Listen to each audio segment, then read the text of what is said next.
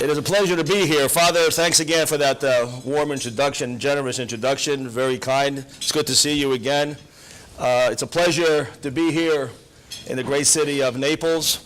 It's the second time actually I've had an opportunity to be here. Many years back, my good friend and longtime member of the American Hellenic Institute, Tommy Kairos, organized an event where I spoke at the church there many years ago, and it's good to see you here today, Tommy. Thank you for being here and for being one of the sponsors. I want to thank the Council General of Greece for taking the time to come down from Tampa and to be here and to have an opportunity to introduce himself to this community. I just got a chance to see him a couple weeks ago when I was one of the honored guests at the Tarpon Parade, and I was very impressed with him there, and you will be, I think, very impressed moving forward with his professionalism, and you heard the way he spoke today. Let me also, of course, thank Harry Demopoulos, who did a lot to organize logistically my trip here today, but unfortunately, as many of you know, there's a little bit of a bug going around, and he was not able to be here today. And also, I would have to mention Mr. Katsaros as well, for he was the one, I think, who was the initial spearhead regarding my invitation to come here. My voice, I think, was going to last because I was under the weather last week myself. And I was getting kind of worried a couple of days ago when I started feeling my voice going on me a little bit. So I'm hoping that I'm going to be able to get through this. As of today, since the 9th of March, I've been in 10 airplanes and traveled approximately 20,000 miles. So I think that had a little bit something to do with it. But being as it may, they tell me I'm still a young guy, so I'm going to be able to rough it here a little bit and get through this. Well, look, the topic today, U.S. relations with Greece and Cyprus and the future of Hellenism in America. That in itself can be a semester course in some university somewhere, and frankly, it should be.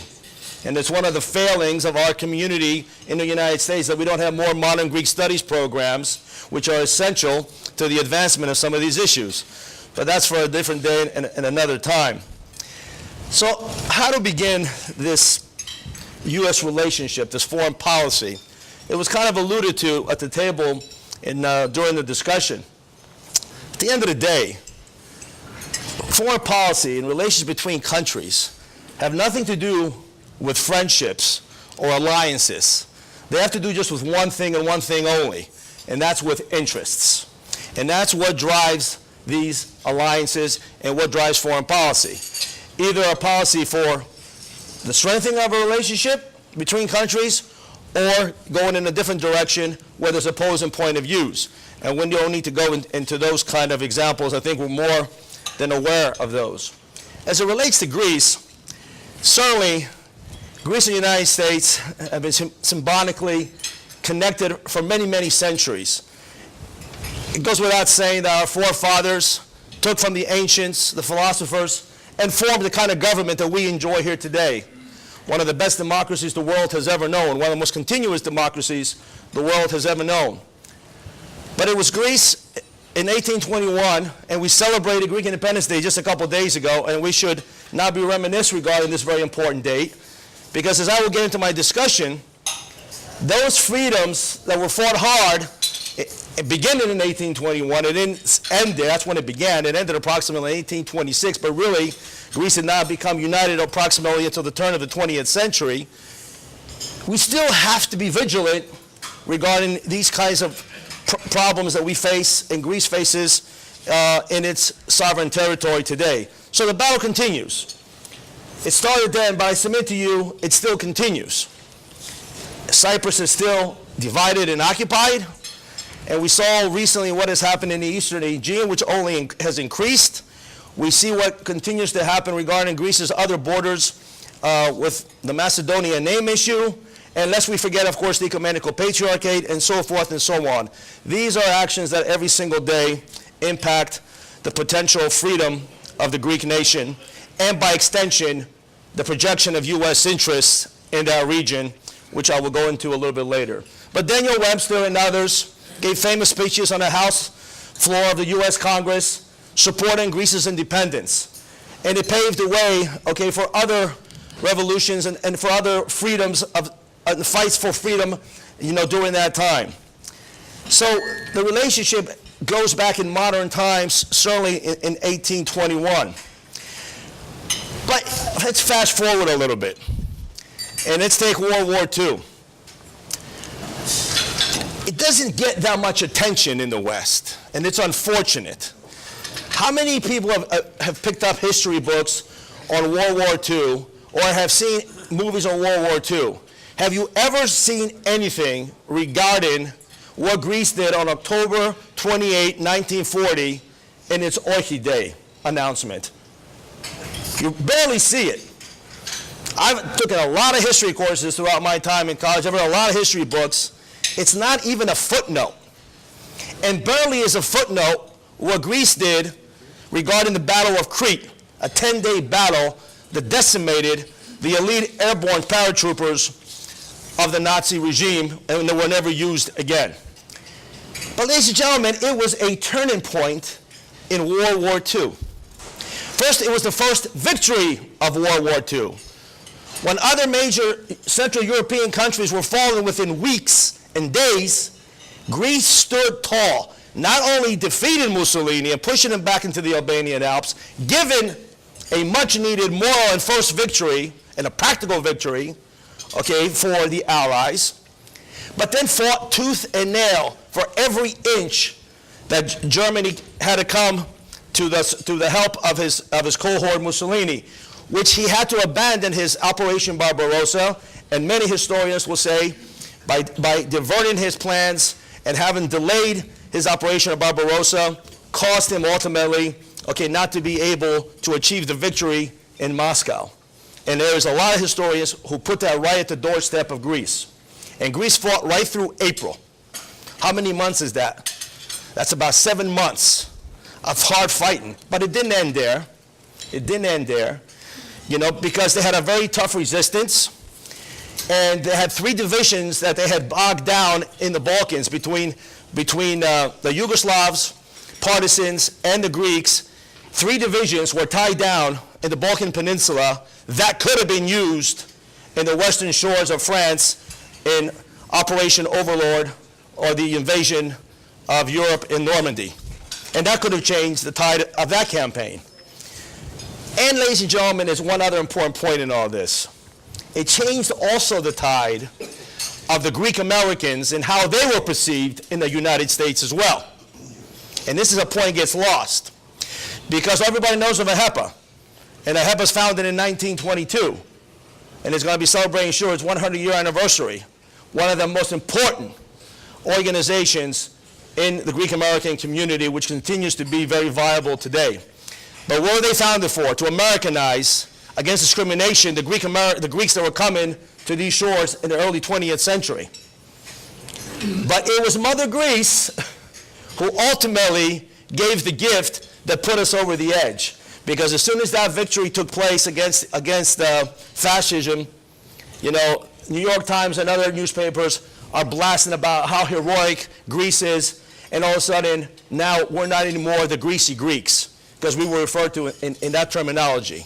And you can go back and look at books and look at signs on restaurants that say, no dogs, no blacks, and no Greeks allowed.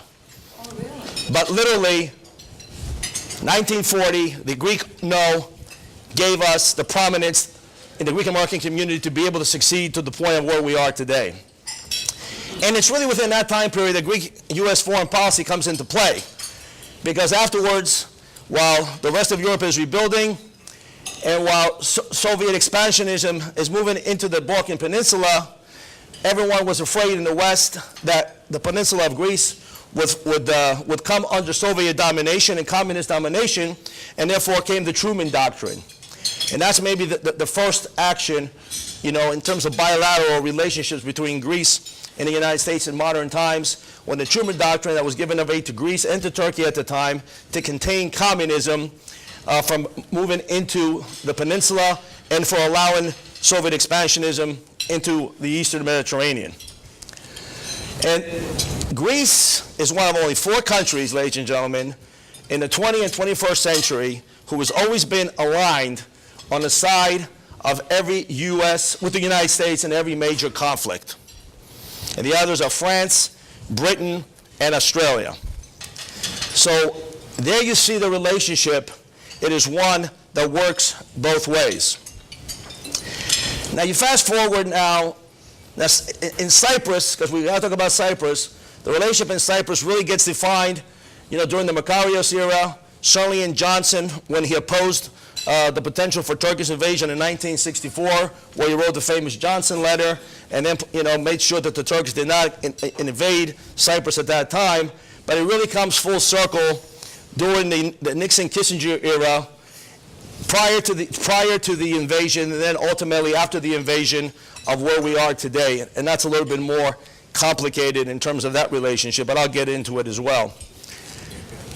We feel that Greece today and the United States have a special relationship, and the United States should have a special relationship with Greece, because Greece is in an area of major importance, geostrategic importance. And make no mistake about it, ladies and gentlemen, the relationship exists today because of geostrategic importance. Greece is in the center. If you look at a map, and we don't have a map here today, but it literally is in the cross-section of west, east, north, and south. There are major trade corridors that go through there. There are communication corridors, okay? There's energy corridors, and there's business corridors that go through this particular region, which serve U.S. geostrategic interests. And because of this, the area needs to be at peace, and to be stable, because we try to project U.S. interest. The United States interest in the Eastern Mediterranean involve this geostrategic component that all comes together. But the way the United States can project these interests, it needs, as I said, the peace and stability. And no one is playing that role better today than Greece, a democratic, Western-oriented NATO EU country, and the relationship that exists right now with Cyprus, and the relationship that has evolved over the last 5 years with Israel, where you have Greece, Israel, and Cyprus today, which we call the frontline states for the promotion of these U.S. interests. These are three democratically Western-oriented countries in a very turbulent area of what's called the arc of instability, from basically Libya all the way around into Albania. And you look at all these hot spots, and it's just a flare-up ready to happen. But here you go. These are the lighthouse. Greece is the lighthouse promoting the peace and stability in these important areas. And so how does Greece do this? Okay, well, again, Greece is only one of 5 countries out of 29 NATO members, and Greece joined NATO in 1952. They came in together with Turkey, so they came in under the second wave. There was the initial wave of 1949 of the original countries of NATO, but the very first expansion brought in Greece and Turkey in 1952, and have been so ever since, and have been faithful allies. 29 countries today in NATO. NATO mandates that every country in NATO spend a minimum of 2% of its GDP on defense. Only 5 do. And Greece is number 2 only by percentage to the United States. The United States spends about 3.81%, and Greece spends 2.38% of its GDP on defense. Now, that's a little Greece. And you say, well, okay, what does that really mean? Well, it means this. It means that you understand what Greece is. You got to put it into perspective. Greece is geographically the size of Alabama, has the GDP of approximately Tennessee at about 282 billion, and has the population, ladies and gentlemen, of just a little bit more than New York City. Not New York State, New York City. New York City has 11 million, Greece has, I'm sorry, New York City has 7 million, and Greece has 11 million. That's Greece. Yet it spends 2.38%, and at the height of its economy, it used to spend almost 4% of its GDP.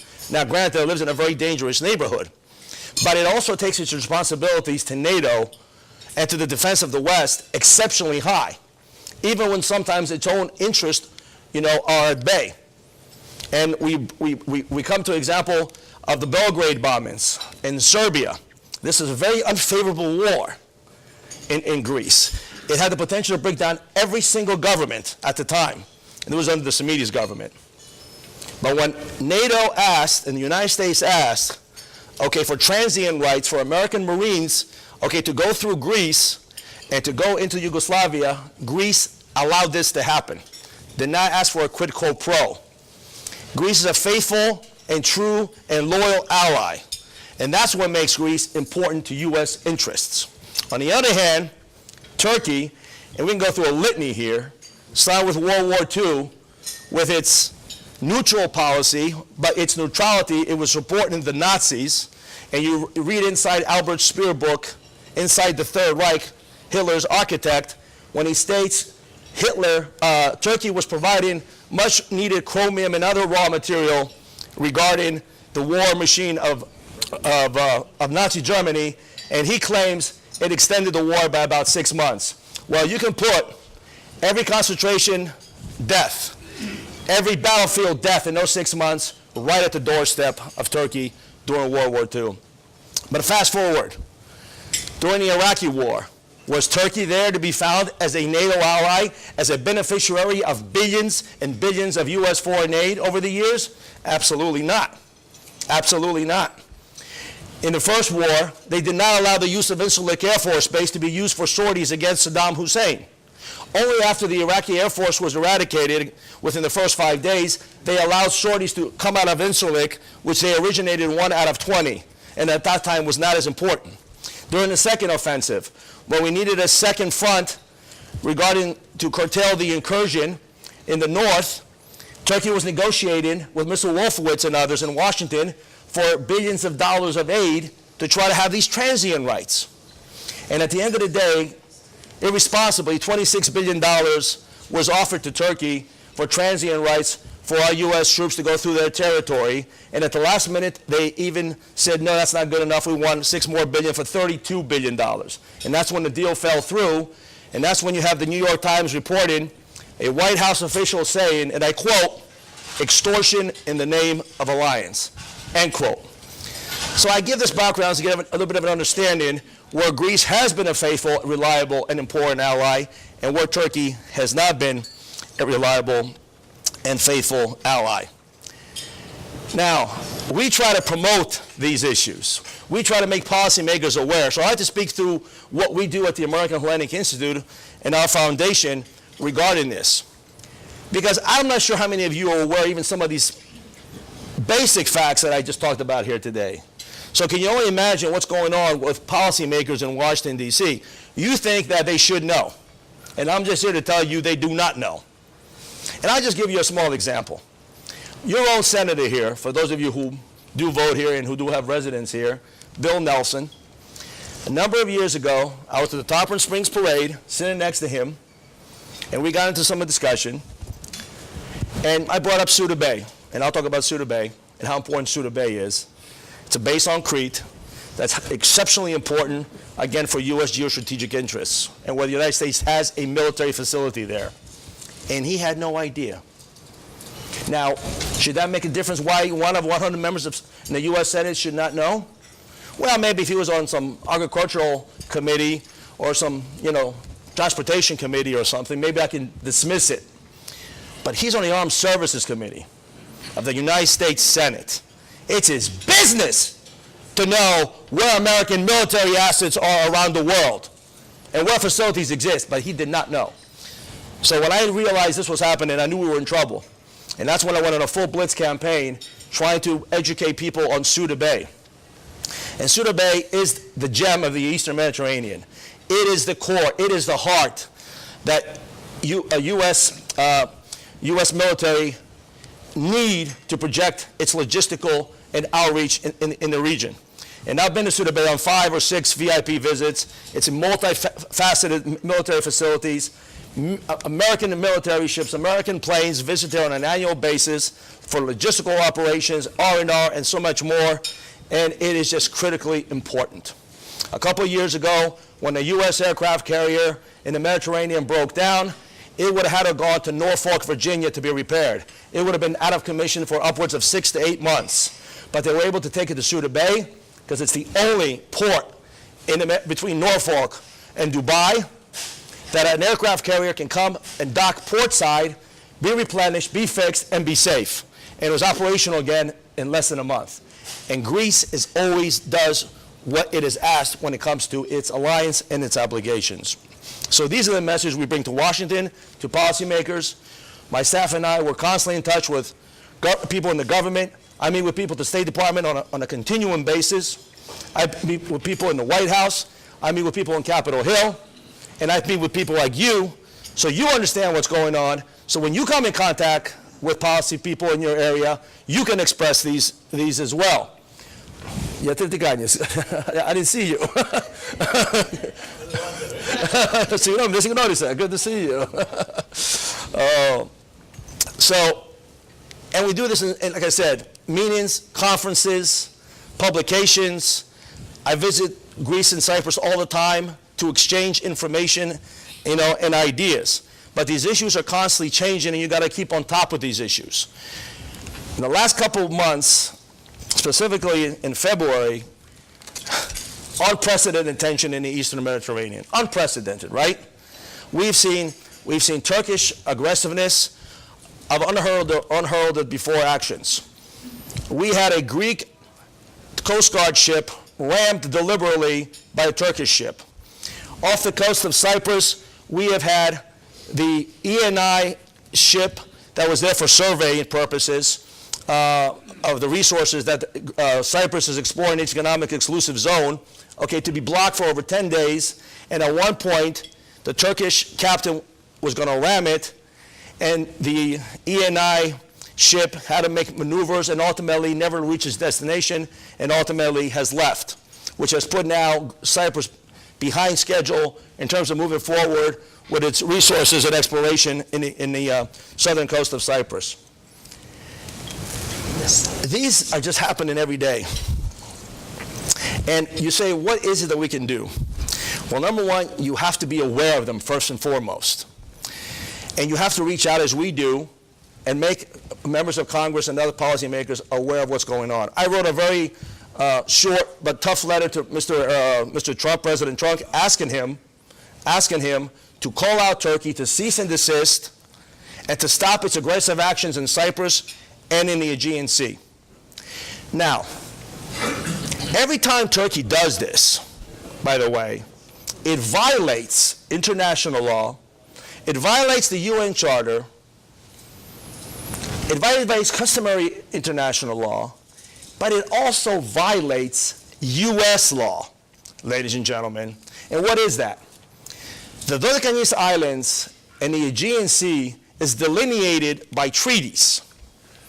Specifically, the Paris Peace Treaty in 1947 that gave the islands to Greece from Italy. These are delineated points on a map. They're not arbitrary, they're not gray zones. The United States is a signatory to this treaty. So by obligation of signature, it has an obligation to the treaty. And it should call out what the boundaries are in the Aegean, but it doesn't. It says, well, Greece and Turkey should work out its differences. That's a very dangerous game to play. And every time Turkey, in an offensive manner, does this in the Aegean or over the skies of the Aegean, which on a daily basis, there are mock dogfights that take place over the Aegean Sea. And I'm not being, I'm being specific here. This happens every day.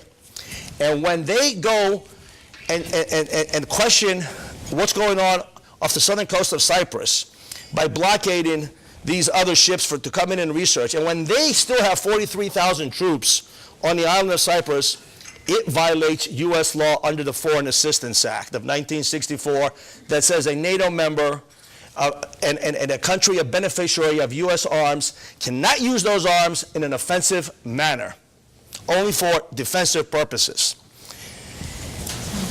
But these are things very few people are aware of, but we constantly remind policymakers about this. It's not an easy battle, ladies and gentlemen. It's a tough battle, because we don't have enough people at the grassroots community like yourselves who are helping us. If your members of Congress don't hear from you they're not going to listen to us, because all politics at the end of the day is still local. They get voted here, they raise their monies here, and they pay attention to what you have to say. So that's the way it works. I'm not a paid lobbyist of Greece. I'm not a paid lobbyist of Cyprus. We do this because we believe in a strong U.S., Greece, Cyprus relationship. We do this because we believe this is in the best interest of the United States to have this relationship and to be able, okay, to tell Turkey to cease and desist, okay, and to play a role that it could play if it wanted to. But to acknowledge that who is playing that role, and that role is being played properly by Greece and Cyprus in the region. And it is unconscionable that through the actions of Henry Kissinger in 1974, because he didn't like Makarios, because of his non-aligned movement, and he wanted to get rid of him, basically, and we were able to identify this. This is not just hyperbole or hypothesis. We went, in the last year, we went through a major research project where we had a fellow who put together 31 volumes of declassified documents from FOIA requests in Washington, D.C., which categorically pinned the finger right on one Dr. Henry Kissinger and his actions in Cyprus in 1974, which was a violation of his oath and the U.S. law and international law. And today you still have 43,000 troops on the island, and Cyprus is asked to come and to negotiate with the criminal. It's like you have a house, a burglar comes in, he takes half of it, and then the judge says to you, or the police says, well, now you got to negotiate with him on what part you're going to keep and how you're going to work out your house arrangement. It's nothing more, nothing less. On the simple terms, that's exactly what it is. And Cyprus has been pushed to try to do this. Yet Cyprus continues to be a tremendously important strategic player for U.S. interest, as highlighted by Washington, D.C., and by the recent visit by Assistant Secretary of State for Europe and Eurasia, Wes Mitchell, who was just there last week and who wants the process to start up again. But he was not there to say Turkey needs to move these troops. He just said, well, we support a bizonal, bicommunal federation. And this is what puts Greece into a problem when the United States does not openly come out and support both Greece and Cyprus openly regarding some of these issues. And when I say this to people in Washington, the response is, well, we can't do this with the Turks because they will retract in their cocoon, and it's a very difficult relationship with the Turks, and we can't say it openly. And I openly disagree. You have to say it openly to the Turks. You can't just say it behind the scenes. You have to be in their face. And U.S. policy, and not just under this administration, but throughout the previous administrations, has always been the same. But if we don't watch out, what's going on in Turkey today is going to come back and is going to make Iraq and Afghanistan and the problems we had there look like a July 4th barbecue. Because this is a country that's heavily militarized by virtue of over decades of American weapons. There are 50 nuclear bombs at Incirlik Air Force Base in Turkey today. Turkey is in the middle of a small civil war. Erdogan has basically clamped down on all freedoms of democracy. He's put over 70,000 people in jail from all walks of life, from judges to teachers to professors to businessmen. They have 70 journalists in jail, leading the world in jail journalists. This cannot go unsustained this way. It's not sustainable. It's going to come to a head. And who is going to be the negative beneficiary of all this?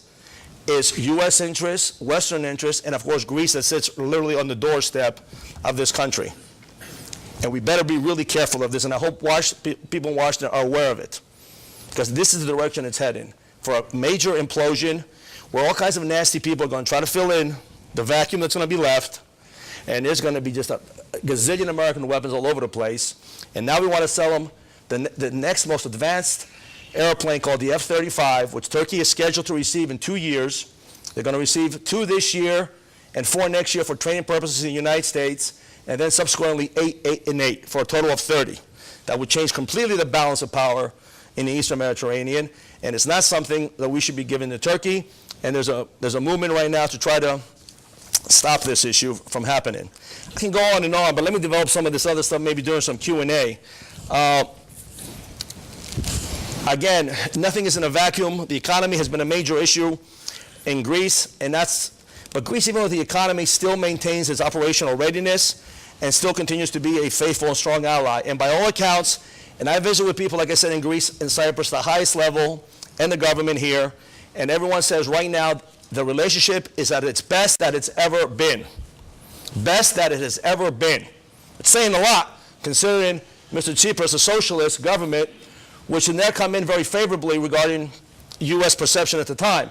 But he's played a very good role in the U.S. relationship.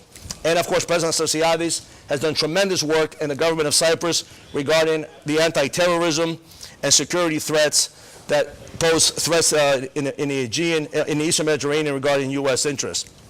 But the economy was one that we were not sure how to get involved. But we made a difference if Greece was able to utilize it. We got Greece into the Overseas Private Investment Corporation. The Overseas Private Investment Corporation is a private government entity in Washington, D.C. It's there to help in underdeveloped countries where Americans want to go and invest. It provides favorable interest rates, and it provides risk insurance. When we try to get Greece into this, the response came back, well, Greece does not qualify. And then we did more research, and we found out that Malta, Northern Ireland, and Portugal, EU countries, were beneficiaries because they told us Greece is in the EU and they have an 18,000 per capita income.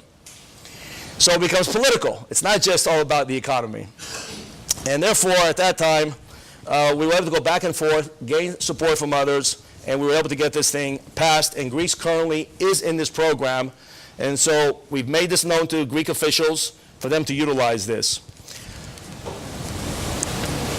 IMET, International Military Educational Training. This is another important program that exists within the U.S. government through the foreign operations. And it provides money to foreign officers to come and to train in U.S. military institutions. And this is important because it creates relationships between our military and foreign military leaders.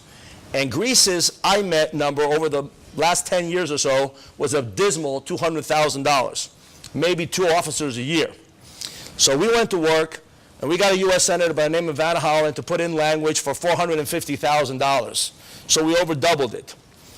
And then just last week, before this thing got voted in, Lindsey Graham, Senator Lindsey Graham, who went to Greece and visited Suda Bay and met with the military in Greece and the government of Greece and the U.S. ambassador in Greece, who's doing a tremendous job, and he came back and he said, I'm going to raise it to $1 million. So from 200 to 450, it passed at $1 million, and that's a significant transactional kind of effort, and we're very proud of that. Greece, as you know right now, is also looking to upgrade its F-16 fleet. It's very important to do this. They're looking to upgrade to about a $1.2 billion deal, and favorable language was put into the same legislation that talked about future considerations of foreign aid to Greece that can be used for partial payments of these F-16s.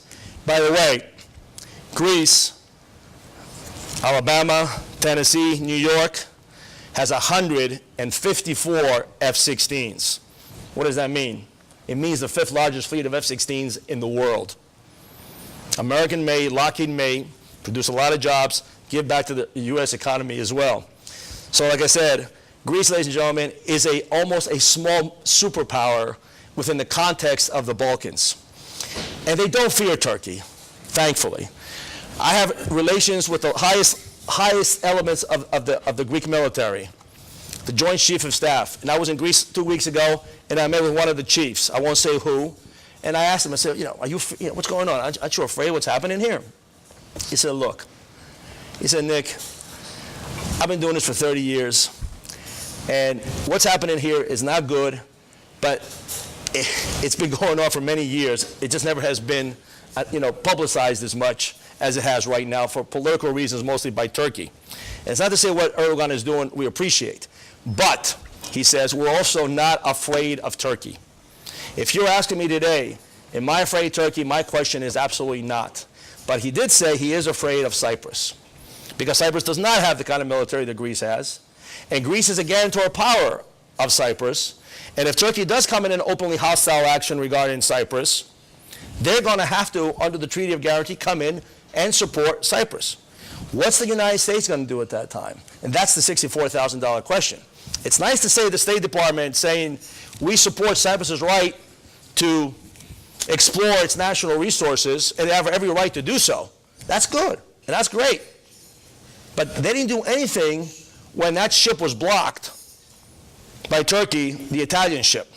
Now, when the ExxonMobil ship was ready to go a couple of weeks ago, they sent an amphibious ship with 2,500 Marines from Naples, and that's good. Now, the word to me was, well, don't look at it. It was purely a coincidence. Coincidence or not, they've sent now some military hardware that the Americans have, and I don't think they're going to ultimately stand idle if U.S. interests are going to be threatened. Wait and see. I'm going to end it there on that side. Future of the Greek-American community. Like I said, that's a whole other dimension. We at the Institute, under our foundation, have started a program where for the last 14 years, we've taken around the country a conference called The Future of Hellenism in America. And it's exactly what the title says. We're trying to have a discussion in these communities of where our community is going in the future. But Hellenism is pretty much defined by, to different people, different things. You know, Hellenism for some is the religion. And that's where it begins and that's where it ends, the Orthodox religion. For others, it's the language. For others, it's the history. For others, it's the culture. So there's many definitions to different people in terms of how they define Hellenism, and I think that in itself is a challenge as we try to move forward.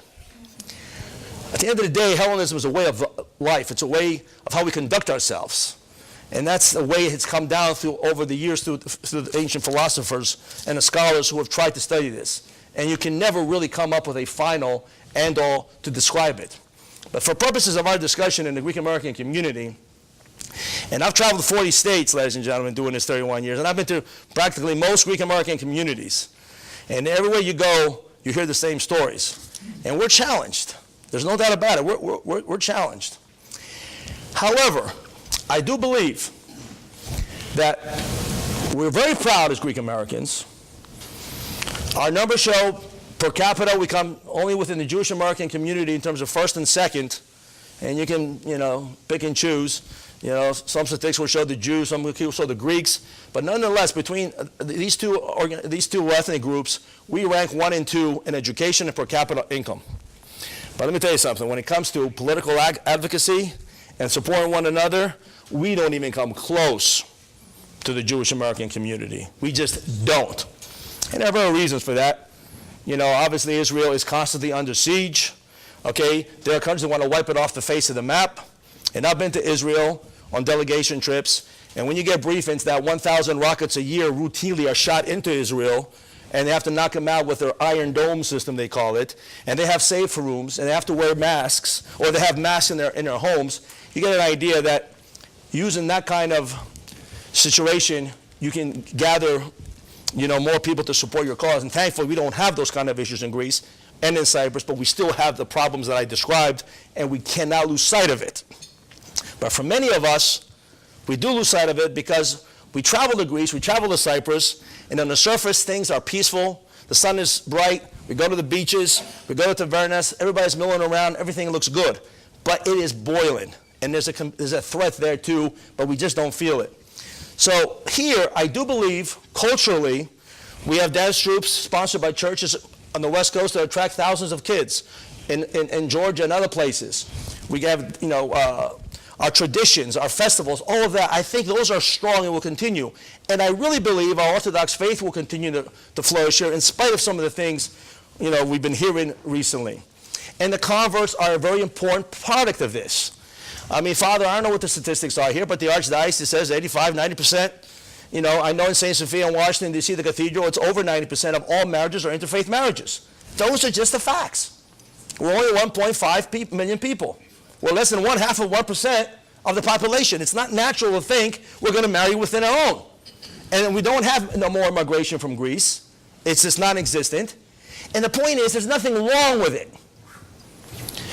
But I submit to you, these people who do become converts, and God bless them, I think in many ways are much better converts, Orthodox Christians. They made a conscious decision. We we were born into it, and we take things for granted in many cases.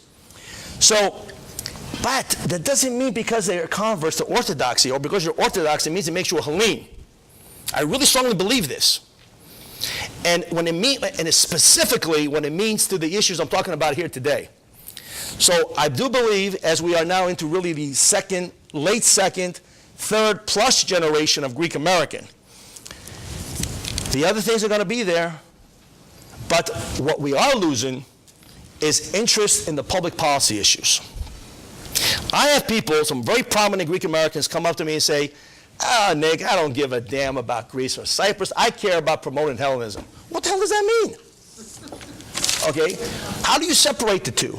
Oh, so you want to perpetuate Hellenism in the United States, but where it breeds, where it began, you don't care if it dies, because it's headed in that direction. Greece has a negative birth rate, by the way. It's been stagnant at 11 million people, and now you got immigrants coming in Albanians and 1 million and so forth and so on. But all I'm trying to say is, people, we got to care about these issues here, because the only thing that ties us together in terms of a Greek American community, the Greek hyphenation of American, is Greece. And I bring in Cyprus when I talk about that as well. You take away that, we can be any hyphenated group in America at the end of the day, right? And to illustrate this, last year we went under a major direct mail campaign at the Institute to get members. Because, like every other Greek American organization, we are feeling the crunch here. And it's not getting any better. So one of our members is a direct mail campaigner, professional. He put up some money, and we were able to put out a professional direct mail campaign. Like all the things you get in the mail from the Cancer Association, the Leukemia Association, the Boys Clubs, and so forth. 65,000 pieces of mail. 65,000 pieces. Over 3 separate mailings. Very scientifically done, broken down by geography, list, da-da-da-da-da-da. You know how many returned? 127. Oh my God. 127. 1% would have been 650. That's just not good. And of course, we pitched the core mission of what we're doing. So that tells me there are Greek Americans out there of all walks of life that just don't care about these issues. And we better, if we care anything at all about where our ancestors come from, where our papus or yayadis came from, and where we still go ourselves and try to promote to a certain degree. And by which, by the way, promote U.S. geostrategic interests. You think if Greece turned into a Muslim country and overrun by Turkey or Cyprus, that we would have the same geostrategic leverage that the United States has today? I don't think so. I don't think so. So we have a lot of work to do. I'll close with this. One of our most important programs that we have at the Institute, we created 9 years ago, and this will be our 10th year, is to educate our next generation of Greek American leaders. So we started a program that we take 10 college-age students to Greece and Cyprus and Washington, D.C. on a 17-day immersion program. We pay for everything except for the transportation back and forth, which is about $2,000, because we want them to have a small investment in the program. But we take 10 highly motivated. They have to come with criteria, letters of recommendation, and essays and so forth, because it's highly competitive. And I take them to Washington for 3 days, and we meet the State Department, Capitol Hill, embassies, and give them a briefing. Take them to Cyprus, and 99% of these students have never gone to Cyprus. Some have gone to Greece, but 99% have never gone to Cyprus. So we introduce them to Cyprus, the Cyprus issue. And we don't have any classroom instruction. We meet with stakeholders. We met with the negotiator, Ambassador Larigakis, who was everyday negotiations on the Cyprus issue, to tell it from him. We meet with the foreign minister. We meet with the defense minister. We meet with the general of the Cyprus National Guard. That's their military. They call it the National Guard. So they give us a briefing on what's going on there. But most importantly, I take them to the occupied area. And I take them to desecrated churches, and over 500 desecrated churches in the occupied Cyprus. And I take them to one where it's a pigeon home. That's what you see when you go in there. And there's no resemblance that this was once a church other than the facade on the outside. And I take them next to a cemetery where on one side is a Muslim cemetery, and the next is an Orthodox Christian cemetery. And that Orthodox Christian cemetery is desecrated. Bodies have been exhumed. Headstones have been broken, thrown into a shed next to the church. And next to it is an immaculate Muslim cemetery. And I take them to the ghost town of Famagusta, and they see this barbed wire, fenced off dead city from 74. That's a reminder of 43 years ago of Turkish aggression and illegal violation. And in front of all of this, there are people swimming like it's Naples, Florida. And right behind it are these bombed out buildings. And these kids feel it. And I take them to the old Nicosia airport. And we go to Greece and we do it all over again. We meet with Prime Minister of Greece. We meet with the President. We meet with the Joint Chief of Staff. I take them to Suda Bay so they see the importance of Suda Bay. I take them to the Greek Naval Headquarters station in Salamina. And I put them on submarines. I put them on frigates so they understand what I've been trying to show you, tell you here today, how Greece is an important military strategic asset for U.S. interests. And we meet with both ambassadors of the United States in Greece and Cyprus. These kids have come back and their lives have been transformed, and in the process have helped us in our goals in Washington by various things that they've done through the jobs now that they have gone on to seek because of this program.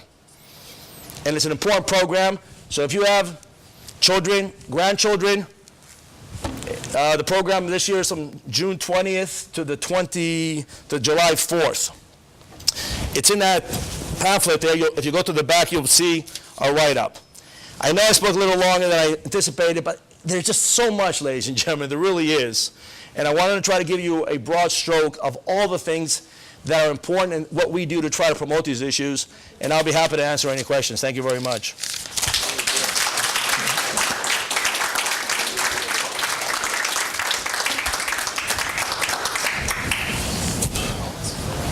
I got a question.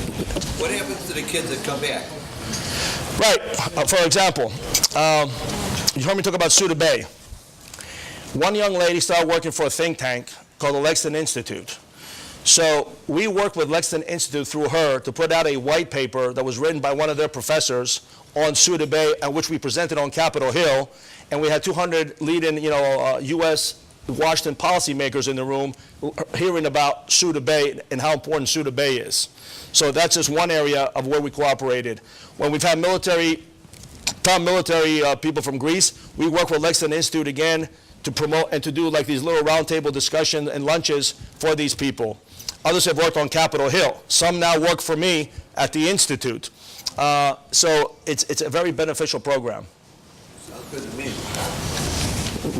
Yes, sir. Turkey is one of the biggest lobbying organizations, maybe in the world, that operates out of Washington. What is the Greek government doing to counteract that? That's a very good and legitimate question. Turkey has a tremendous amount of lobbyists, and they spend lobbying, not just on political lobbying, which can be anywhere from 1.5 to 2 million in Washington, direct political lobbying, but they lobby also for trade, for commerce, for tourism. They have one firm, I think it's out of Pennsylvania, where they pay $50,000 a month to do just one thing, and that's to bring up lawsuits against Gulen, Fethullah Gulen, the cleric that is at odds with Erdogan. To give you an idea, the Greek government, Cyprus government has had over the years some lobbyists, some top-tier lobbyists. Then they went through an economic problem, and now they've not had one for a couple of years. I'm hoping they will bring another one soon. Greece has never had one. And my message when I go to Greece is, you need to have paid lobbyists. What we do is good, but we can't have access everywhere. And that's what you pay a lobbyist for access at the end of the day. And this government has said that they're going to seriously look into it, but as of yet, when I heard this 2 years ago, it still has not come to fruition. No, we're not talking a lot of money. $1.5 million, maybe, or $1.1 million to have a top-tier lobbying firm in Washington, D.C. They're going to spend $1.2 billion right now upgrading the F-16s. $1.1 million is really a peanuts. And we tell them that when you don't have a lobbying firm, it's like playing on a soccer field. Turkey's playing with 11, and Greece is not playing with 10, they're playing with 8. And it's an important point. But Greece does the other things, the geostrategic, the faithful ally, all that continues, have its star rise in Washington. And that's an important point, too. Somebody else over here? Yes. Oh. Why Greece was not includable with all the other countries as far as expelling corruption? No. Well, again, you have to ask the Greek representative for. I can't give you that answer, but you can. But let me just flip it as well. Now, Greece also is in an area of the world that it has to have good relations with a lot of people, and it has had relations with Russia over the years, and it should have relations with Russia over in that part of the world. Okay, and Russia has been beneficial to the Security Council when it comes to votes in Cyprus, for example, and other such matters. They're major investors in Cyprus, the Russians are, and they're also major investors in Greece as well. The Russians are. So everything you got to straddle the line. The question I ask is, why isn't the United States sanctioning Turkey? Okay, by violating U.S. law and breaking of its sanctions by going and buying the S-400 anti-aircraft missiles from Russia, which immediately they should be in violation to be sanctioned. Not to mention a number of years ago when they're violating the sanctions against Iran. And Erdogan's own son, okay, was dealing, okay, in black market operations with ISIS regarding oil and funding ISIS. I mean, we can go on here. Yes, Father. Question, yes. Is that mic working? First of all, I can't hear you very This one? Is it on? No. No, I may have turned the mic off that you're using. I don't hear you through the mic. all right, that's on. Sorry. Okay. I wish we were. But you were able to hear me, though, right? Since it's working, I'd like to use the mic to Sure. pose my question, Yeah. and I'll hand it back to you. Yeah. It's clear to us we're in a very unique moment now, in that we see a new generation of leaders coming out of Saudi Arabia. And this current campaign, let's call it this PR blitz by Mohammed bin Salman. And he's making this tour, and he's advocating changes and reforms in Saudi Arabia. He's also calling out Turkey, because for the first time they're starting to sweat, as they understand that Turkey has these grand aspirations of a reborn Ottoman Empire, which would include dominance in that region down to the Saudi Peninsula. And it seems like there's an opportunity with Israel now building a closer alliance with Greece and with Saudi Arabia for maybe the three to somehow come together. And it was spoken of in the past that perhaps that the Saudis were channeling money at some point, I don't know if this is true or not, through Turkey. The goal for. So can we turn the tables on them? Can we build those relationships with Saudi Arabia and start channeling money through our own lobbying efforts and the things we want to do? And I just want to give you one example. Just yesterday we had a man by the name of Raymond Ibrahim, who was a Coptic Christian who was born in Egypt but grew up in the U.S. And he is a fellow at the David Horowitz Freedom Center, completely funded by the Jews, okay? But he's a Christian, and they support his blogging, his writing, his publishing, his speaking. He gets a check every month in the mail for the work that he does, because the Jews see the importance of that sort of alliance and those messages. Why aren't we, or how do we explore and exploit that kind of funding for our own interests? Right. Thank you. Look, that is a complicated question. And at the end of the day, we deal, in terms of what I do, and in terms of what my discussion here is, what is it that we can do here? And it's daunting enough for us as Greek Americans to just have the basic information of some of the things I talked about here today, to be able to relay this information to U.S. policymakers and others to get our points across. And that is what needs to be done at the grassroots level here to be more effective. Jews have done it very well at the grassroots level. They have multiple organizations that are extremely well funded. These other things you're talking about really go into other realms they go into government-to-government relationships. And that's something, if Greece or Cyprus wants to try to exploit through those channels, it really is up to them to see how they want to do that. The problem is you still have the United States of America who views Turkey in a certain way. No matter what is going on there, no matter what Erdogan is doing, the problem right now still is in Washington that they view Turkey in a Cold War mentality still today, in my opinion.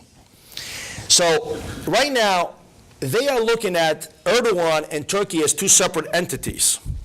They're looking at Erdogan, and they don't like what he's doing. He's certainly not helping the U.S. interests in Syria with the YPG and other things that's going on there. And you have diplomats in Washington who tell me the relationship with Turkey right now is extremely difficult, are the words that they use. And I haven't heard those words come out of any U.S. State Department official in the 30 years that I've been there. But that's what it is. But they still feel they need to hang on to Turkey because they view Turkey the day after Erdogan. And therefore, we're not going to smack down Turkey enough or put a lot of pressure on Turkey because we want to make sure that when Erdogan leaves, we are able again to maneuver back to the old relationships that we have with Turkey, which I suggest to you was not good then, but in their eyes they felt it was, and that's how they view Turkey. So they're not going to be looking, to try to do anything to circumvent, Turkey in any capacity by any other elements in the region. I just think it's important for Greece and Cyprus to continuously play a strong relationship with the United States as much as humanly possible, still call out the United States in the bilateral relationship where the United States is failing them when it comes to calling out Turkey regarding these aggressive actions that Turkey is doing in the Aegean Sea. Keep reminding them where violations of law are happening, where U.S. law is being violated. And then if they happen to work through backwater channels and put together other ways of trying to circumvent Turkey, that's their business. But it's not something that I would certainly ever openly as an organization look to try to deal with, to be very frank. I'm not sure I answered your question, but it is a complicated question when you're bringing in, Saudi Arabia and some of these other Middle Eastern countries into this whole mix here. But make no mistake about it, Turkey does not have many friends in the region, if any at all. It has a very convenient relationship with Russia right now, but I am sure that tomorrow Russia would, bite Turkey, spit it out, and chew it and spit it out if it served its needs. So Turkey knows that ultimately it still needs to try to be in the West, regarding whatever Erdogan is doing. And Erdogan is also doing a lot, as explained to me, and I think there's a certain degree of truth to this, that he has elections next year, November in 2019.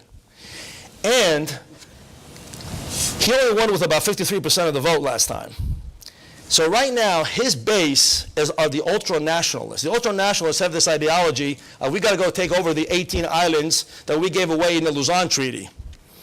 And we got to go be provocative against Greece and have these expansionist policies. So a little bit of this is certainly for internal domestic consumption, but certainly it's gone to a very high degree. And the most important one is that Greece has had to react. And I remind this of U.S. policymakers. Greece said very succinctly a couple of weeks ago, Turkey has reached the red line, and in some cases has passed it. And in the next such action, we're not going to react so peacefully. And when I asked that of my interlocutor, of one of the chiefs of the military a couple of weeks ago, I said, can you further define this? He says, there's no doubt about it. He goes, Nick, if it happens again, we're reacting. All I need is the political okay. Once I get the political okay, what I do and how I do it is up to me, but you can be damn sure that we're reacting. And I remind this of U.S. officials. That's the last thing you want, is to have tensions rise when it becomes now a shooting, campaign. So, Tommy? What is the annual budget of the American Presidential Institute? How many members do you have? Yeah, thanks for the question. The annual budget of the Institute is roughly about $800,000, which may sound like a lot of money, but to maintain a building and 6 staff people and to do the kind of work we do, is not a lot of money at all, and we are desperately in need of memberships and support. Our members are less than 600, so I want to encourage everyone in here to look at the package. You'll see a membership application on the back. It's only 26 cents a day to be a member. $100 a year buys you membership into the Institute and helps support the programs that we talked about here today and to promote the policy agenda and promote U.S.-Greek, U.S.-Cyprus relations. So, yes, we do need more support. AIPAC, the American Israeli Public Affairs Committee, the leading pro-Israeli lobby in Washington, and that's just one of 30 Jewish American organizations, but they're the pro-lobby organization. I have about 140, 150 full-time people, and their annual budget is about $30 million a year. And that's just their Washington office. So, they had a convention, their annual convention in Washington a couple weeks ago, 18,000 people. It was an NBA game. Gentlemen.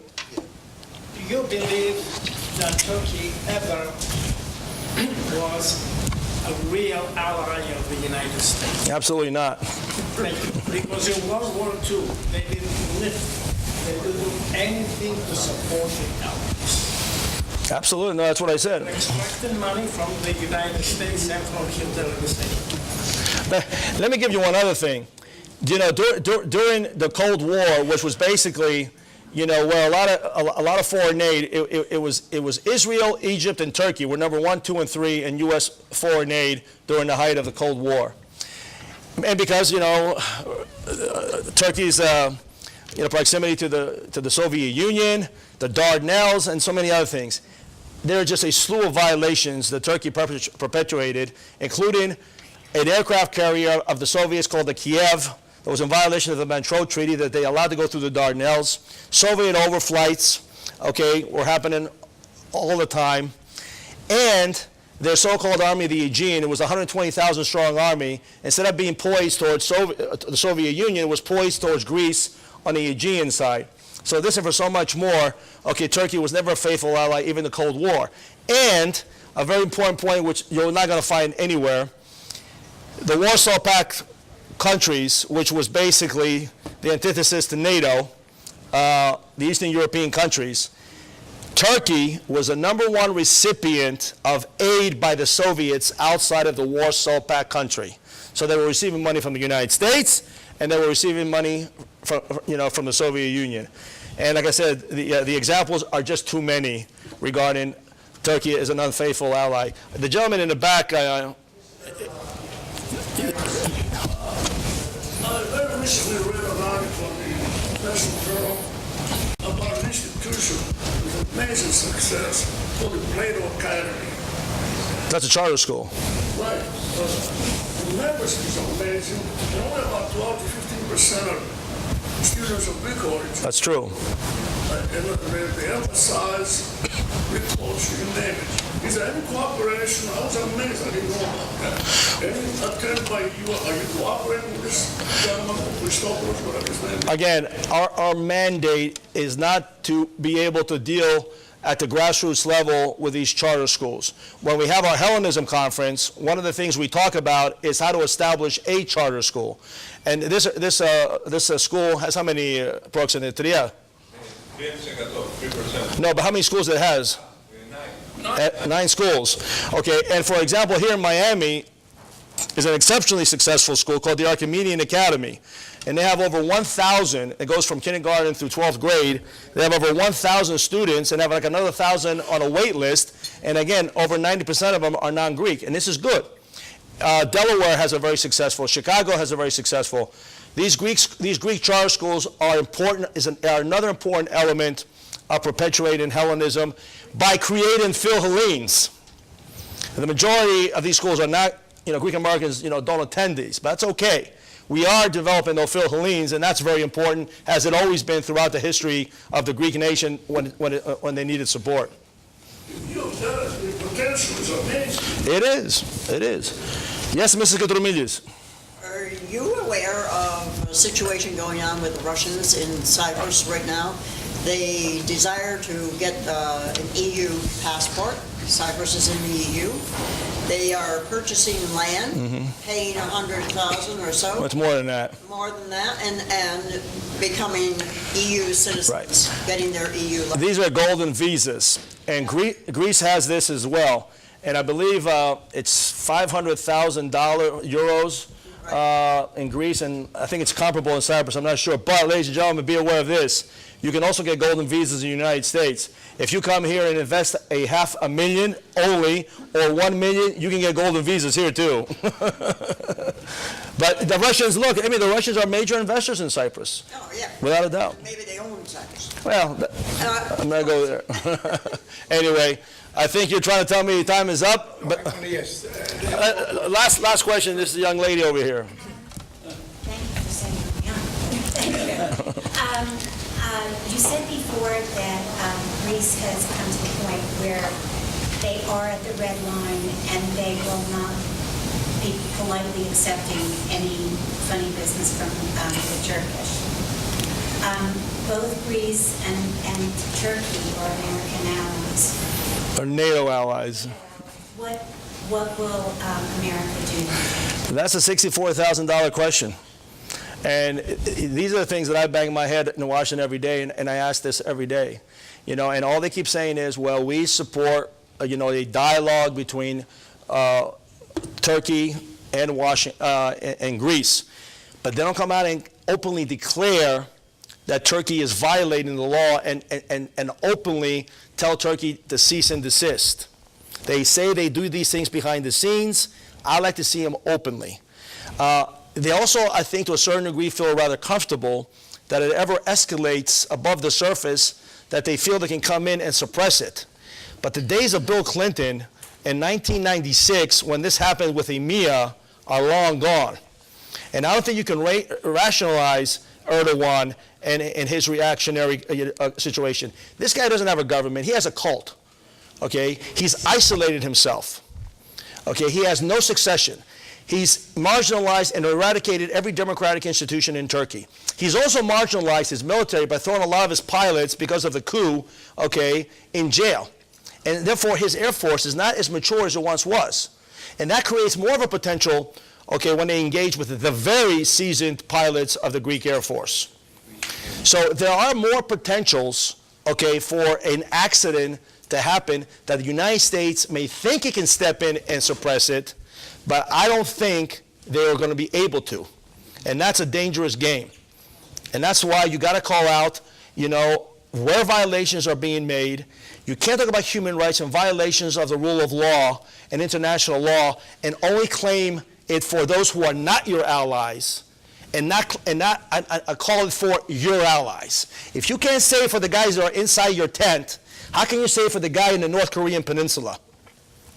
Or the guy who's in Russia or anywhere else? You got to call out your allies too. Just the way it is. I mean, if you have two children, and one of your child goes next door every day and breaks the windows of your neighbor, it's okay, Yanaki, okay, but Yanaki goes the next day and does it again. And if you don't do anything about it, he's going to keep doing it. And there's been a pacifying, appeasement, double standard regarding the relationship between Greece and Turkey by the United States for decades. It's changing a little bit.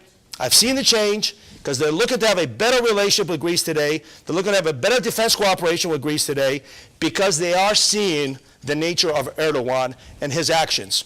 But when he does these illegal actions, they need to come out more forcefully against him, because it affects U.S. interests as well at the end of the day. So thank you very much, ladies and gentlemen.